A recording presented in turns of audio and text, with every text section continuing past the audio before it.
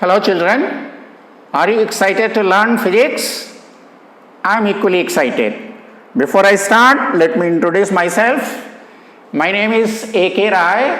I am a retired Air Force officer and my qualifications are I have done BTech in electronics from IIT VHU, Varanasi. I also did my MTech in computer science from IIT Madras and I did MBA.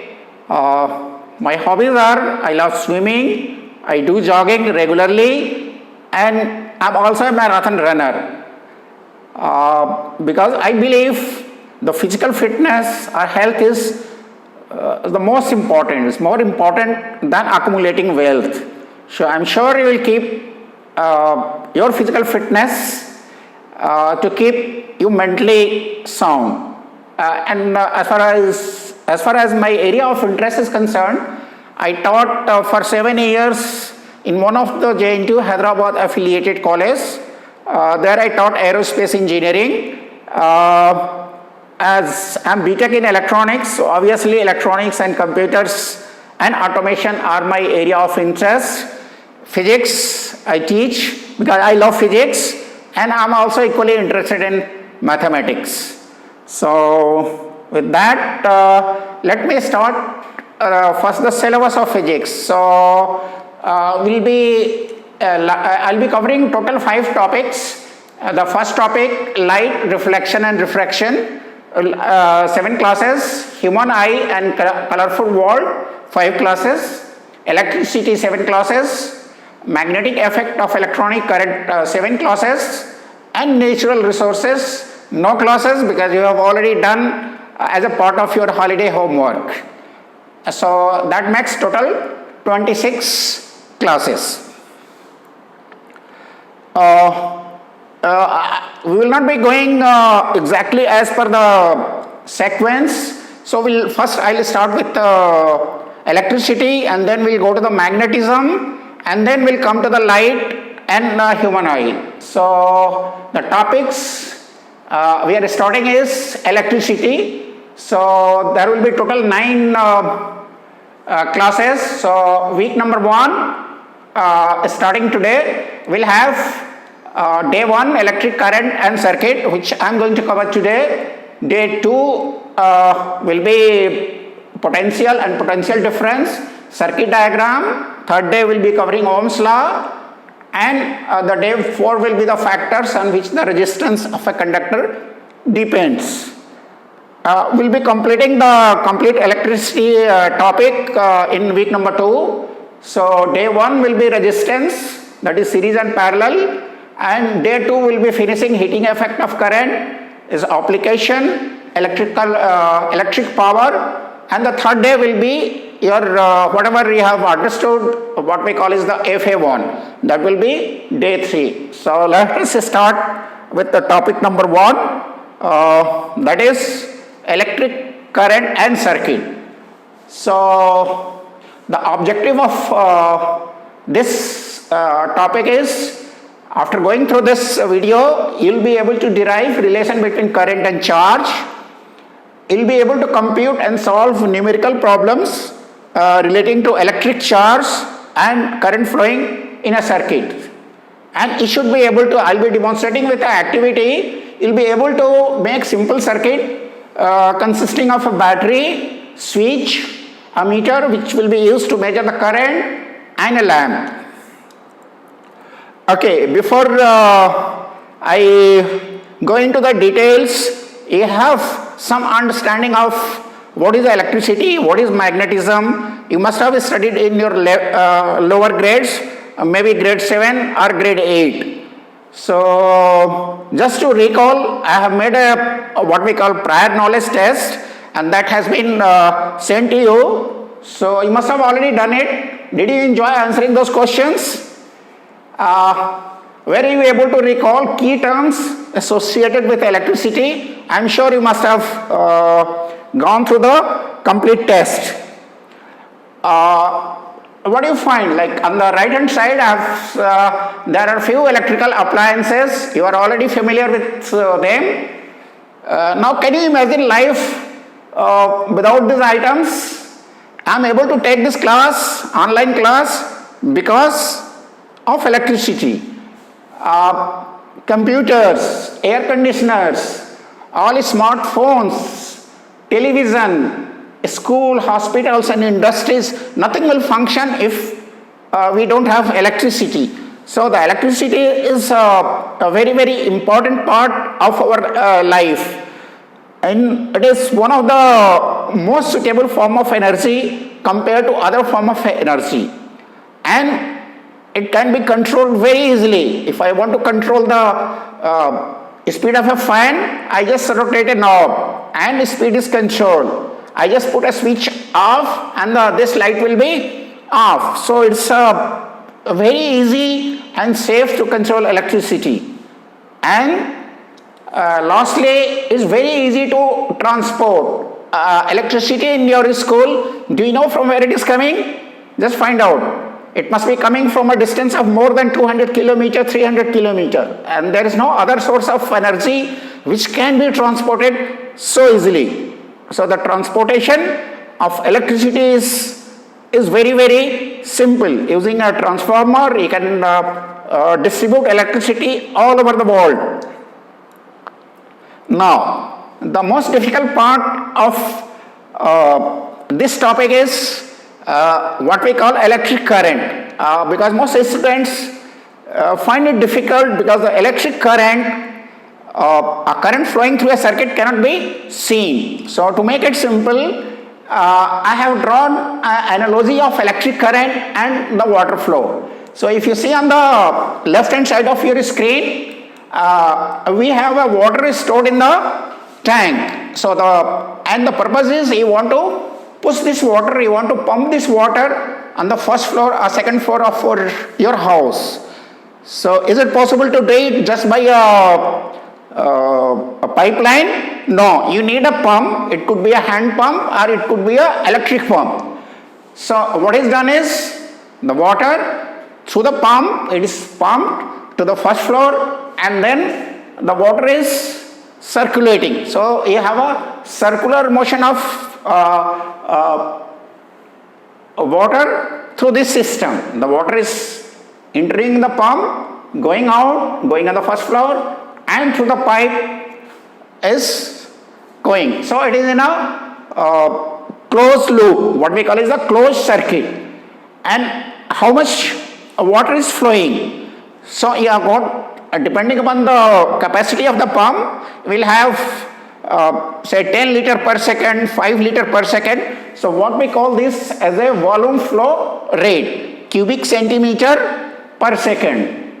And one more important thing, what you can notice is the flow rate. The flow of water is same everywhere. If you have a flow meter either here or here or here, it will measure the same flow rate because the fluid or water is consumed. Whatever water is entering is going out. So input is same as output because there is no accumulation of water in the circuit. So what we say, the fluid is conserved. Now compare this with the electric circuit which has got a battery and you have got a wire. So the wire are like pipe. So from the battery is connected to a lamp or resistance or it could be any load. So the electric current or what we call is the charge.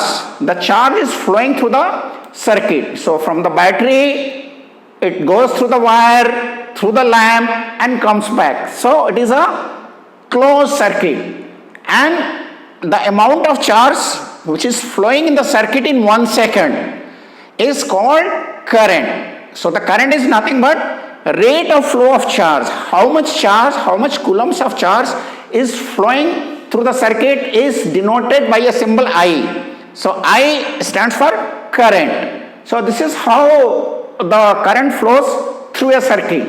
And again, like the water here, the flow rate or the current is same in the complete circuit. So if you want to measure how much charge is flowing in 1 second, this place, or this place, anywhere it is same. This is called conservation of charge, because the charge is not getting accumulated in the pipe or in the wire. So whatever its charge is going out is coming back. So the flow rate of the current is same at everywhere. It is called the conservation of charge. Now, this diagram shows a battery, a lamp, an instrument called ammeter, which is used to measure the current, which I will be demonstrating you, taking you to the physics lab, and we have got a switch, a key. Like in the case of a water, you have got a valve. If you close the valve, water will not flow through the pipe. Only when you open the valve, the water is going to flow. Similarly, in the electrical circuit, what we call is the switch, or is called the key. So when the switch is open, or if the wire is cut anywhere, you just cut the wire and now the current is going to stop. It will not flow. For example, so in summary we can say the electric current is flow of charge through a conductor.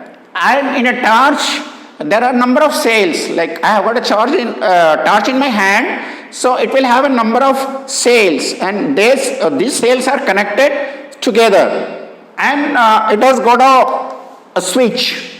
So the moment the switch is on, the current starts flowing, and the lamp is glowing. I put the switch off, the circuit is broken. So this is how, so this continuous and closed path of an electric current is called electric circuit. So the circuit is continuous and closed. So anywhere the circuit is open, is broken, the current is not going to flow. So with that concept, let us do some mathematics. So put it into, the mathematics is the language of physics. So all the concept of physics are expressed in mathematics. So we have a simple mathematics, flow of charge flowing through a particular area in unit time is called current. So that means if I have a wire, how much current, how much charge per second is flowing through that wire is called current. So the current is nothing but rate of flow of charge per unit time. So if the net charge Q flows any cross section of a conductor in time t, then the current I through the cross section is given by this equation. This is a simple relation because this is a rate. So current is denoted, abbreviation is I. We don't write current, we just say I is equal to charge. We denote charge by Q and divide by time. So time, the symbol is T and charge is Q. So in form of a equation we say I is equal to Q by T, or if you put in a different order, or you say charge Q equal to current into time. The only thing is you should be careful about the units. So you already studied in your lower grades, Q is expressed in coulombs. So coulombs, we don't write coulombs, we just say C. So C is the unit or coulomb, and T is the time, which is in seconds. So coulomb is the unit of charge, and T and the seconds is the unit of time. So the unit of current will be coulomb per second.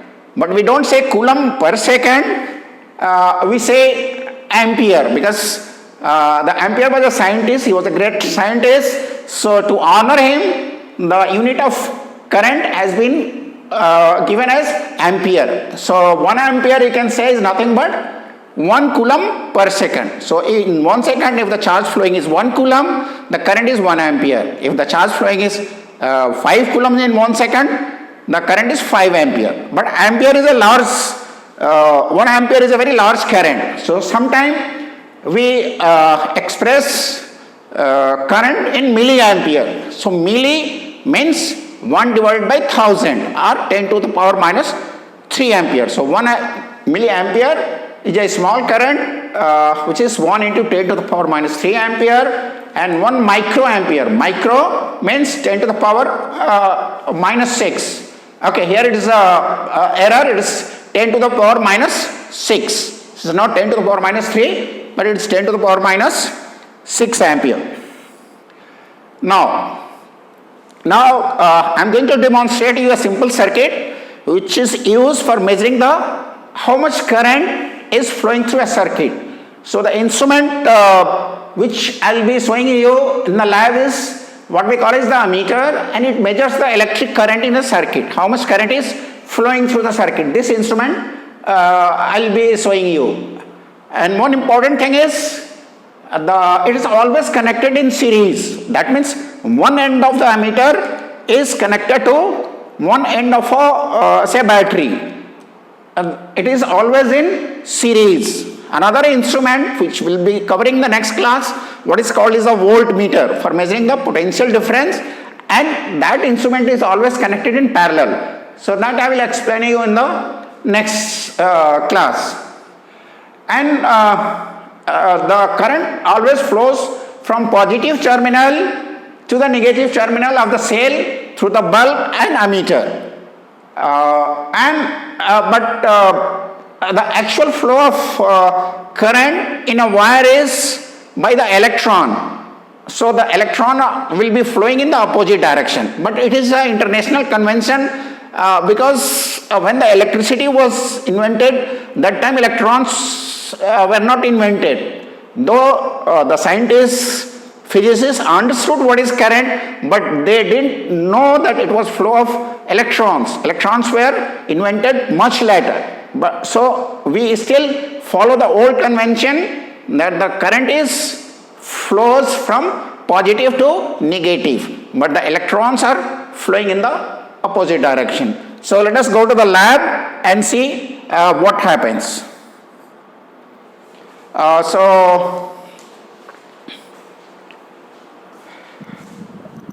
What I will be showing you is a battery.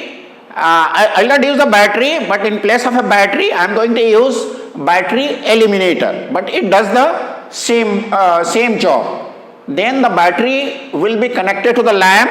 One end of the battery, positive end of the battery, will be connected to the one end of the lamp, and these lines, what you are saying is nothing but the conductor copper wires, and the other end of the lamp will be connected to ammeter. So we say the ammeter is connected in series. Other end of the ammeter is connected to a switch or a key, and this key, other end of the key is connected to negative terminal of the battery. So this is called a complete circuit. So when the key is on, the current will start flowing and the ammeter will deflect. So this is called the complete circuit. So if I cut the wire anywhere I put the key off, the current flow will stop. So let us see how it works.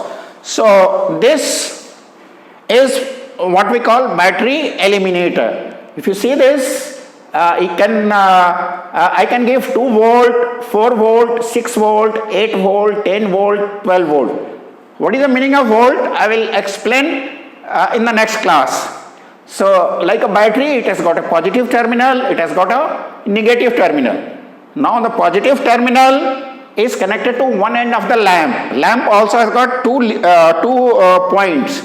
Other end is connected to the ammeter. This is the ammeter, what I was saying, for measuring the current, and it is connected in series. So other terminal of the ammeter is connected to a key. This is the key or switch. If you see this, if I remove this, the circuit is broken, no current will flow. So this key is on position and the other end of the key is connected to the negative. So this is how the circuit is complete. Now the circuit is complete. So once the battery is on, the current should start flowing. Now the switch is on and I select a voltage. Okay, so now the voltage I have given. Now you see the lamp is glowing and you can see the current flowing through this. This ammeter has got a maximum range of 3 ampere, 0 to 3 ampere. And you see I got a small divisions like from here 0 to 1, 1.5 to 2.5. So you see now the current is more than 0.5 ampere.